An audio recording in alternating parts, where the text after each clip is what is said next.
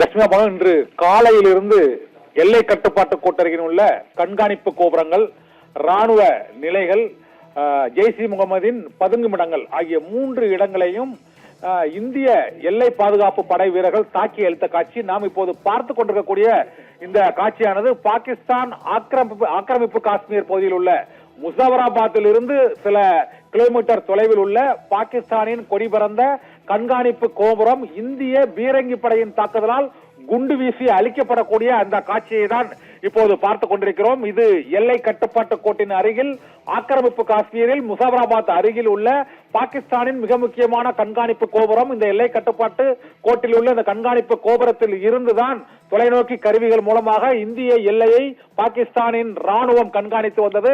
அந்த கண்காணிப்பு கோபுரத்தை இன்று இந்திய ராணுவத்தின் பீரங்கி படை பிரிவு அங்கு குண்டு வீசி தகர்த்த காட்சியை தான் இப்போது பார்த்துக் கொண்டிருக்கிறோம். இதுக்கு அதிகாலை ஒரு 5:45 மணிக்கு இந்த தாக்குதல் நடைபெற்றிருக்கிறது. இந்த கண்காணிப்பு கோபுரத்தில் பாகிஸ்தான் படைகளின் நடமாட்டம் இருந்ததை அடுத்து இந்திய எல்லை பாதுகாப்பு படையினர் உடனடியாக இந்த பதிலடி தாக்குதலை நடத்தி கண்காணிப்பு கோபுரத்தை தகர்த்திருக்கிறார்கள்.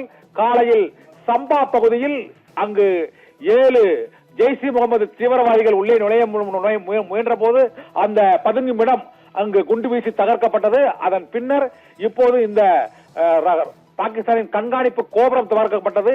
இதே போல மற்றொரு தாக்குதலும் நடைபெற்றிருக்கிறது. இன்று 3 தாக்குதலின் அந்த காட்சிகள், வீடியோ பதிவுகள் மற்றும் புகைப்பட பதிவுகள், செயற்கைக்கோள் காட்சிகளை எல்லை பாதுகாப்பு படை, மத்திய பாதுகாப்புத்துறை மற்றும் இந்திய ராணுவத்தின் அதிகாரப்பூர்வ இணையதளத்தில் இவை வெளியிடப்பட்டிருக்கிறது. தஸ்னிமா பானு.